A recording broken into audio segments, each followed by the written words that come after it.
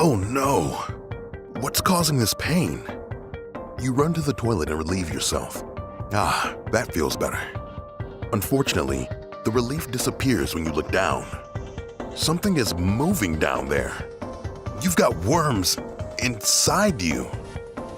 Here's how to survive tapeworms. Tapeworms are flat segmented worms that live inside some animals' intestines and ours. We know that 6 types of these parasites infect people. If an animal is infected with tapeworms and you eat that animal's meat, you could be bringing those critters into your body. What can you do to avoid hosting a tapeworm's next dinner? Does traveling increase your risk of getting tapeworms? How long can a tapeworm live inside you? What does your weight have to do with tapeworms? But before we can answer all that, take a look at what a tapeworm could do to your body. A tapeworm infection begins after you ingest tapeworm eggs or larvae.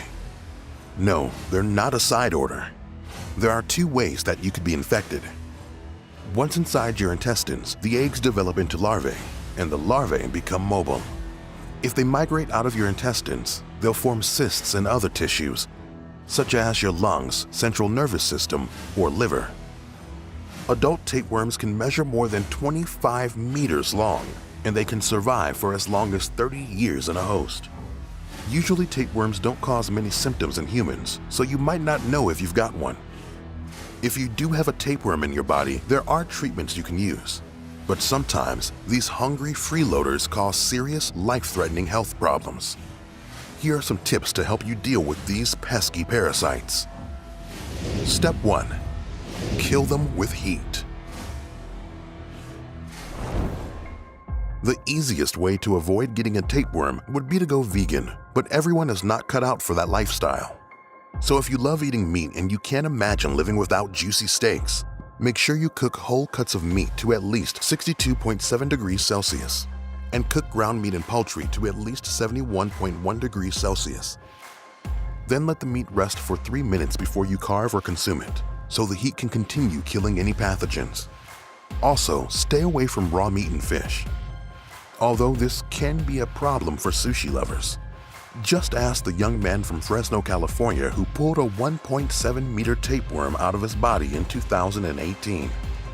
Afterward, he walked into an emergency room to get treated and blamed his sushi habit for causing the incident. Step 2. Cool down your meat.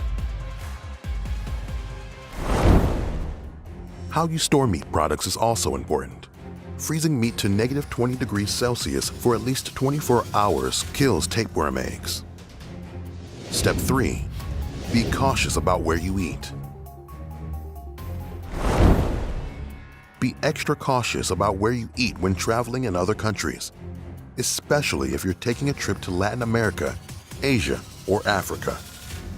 Be sure to follow proper hygiene practices and stay away from livestock and human feces. Remember to cook fruits and vegetables with boiled or chemically treated water before you eat them. And only drink bottled water, water that's been boiled for 1 minute, or carbonated drinks in cans or bottles. Step 4. Wash your hands. You might have heard this during the global pandemic of 2020, but we can't emphasize this enough. Using proper hygiene is essential. So to avoid getting infected with a tapeworm, make sure you wash your hands with soap and hot water before preparing or eating food. Step 5. Watch your weight. Sometimes it can be difficult to tell if you have a tapeworm infection, since you may not have any symptoms. It's been reported that people infected with a tapeworm sometimes notice an unusual increase in their appetite. After all, you're eating for 2. You and the worm. This can lead to abnormal weight gain. Tapeworm infections are rare in North America and other developed countries, but they do happen. So we need to be vigilant at all times, follow proper hygiene practices, be mindful of our diets, and keep an eye on our health. But what if you got infected by something else, like cordyceps fungus? No problem, we have you covered. right here on How to Survive.